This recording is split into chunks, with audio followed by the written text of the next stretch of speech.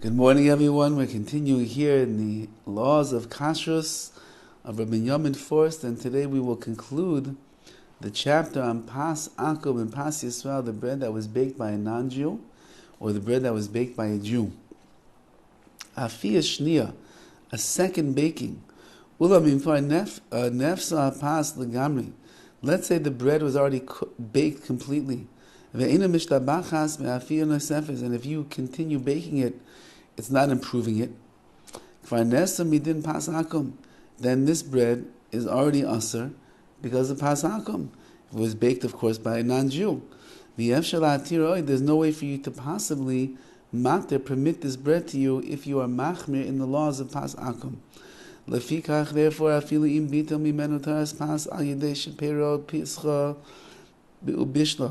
and therefore, let's say that you take the bread and you break it apart into pieces, into crumbs, or you cut it into pieces and then you end up cooking it and making some other dish out of it. Even though it's no longer really officially called bread, it still does not become permissible since that it was baked by a non-Jew and it has the prohibition of pas akum. Cooking it doesn't change its status and it remains an isur prohibition of pas akum. And then he writes, din bitul agabi pas akum. What about nullifying the amount of pas akum with kosher bread? Since we see that there are kulas, there are leniencies when it comes to pas akum, if the non-Jewish bread will get mixed in with other food, batla beroiv, it will end up being batla berov. That means that as long as there's a majority of the other food, it will nullify the pas akum. In this arva b'mina, if it gets mixed up with its own min, its own kind, meaning other bread, or not its kind, which means a different type of a bread.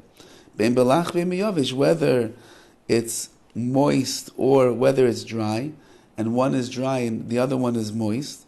Even if this bread, that's the pas akum, is chashuv, it's very high quality bread, I don't know, Ezekiel bread or something of that nature that it stands out. Nevertheless, if there's less of that than there is of the pas Yisrael, it's nullified within that mixture. Even though that by other rabbinical prohibitions, in order to nullify one inside the other, you need 60 times. For example, if milk falls into your chicken soup, as long as there's 60 times the amount of chicken soup for the drop of water that dropped in there, you're all good to go. It's not considered basar v'chalaf. However, bepas ubishul akum mekilu. When it comes to bake the bread of a non-Jew or the cooking of a non-Jew, we're more makor, we're more lenient over here, and therefore, as long as there's the majority of the kosher, that will nullify that which is pas akum. That's all if you can't recognize that it's bread. But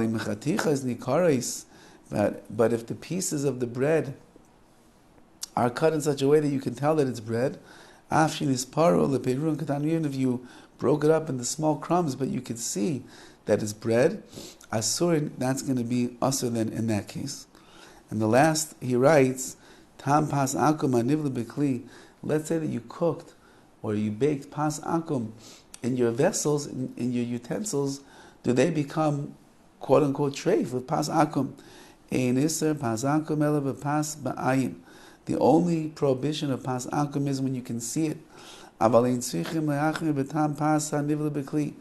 don't have to be particular or strict when it comes to the pas akum, that flavor that was absorbed in the walls of the pot.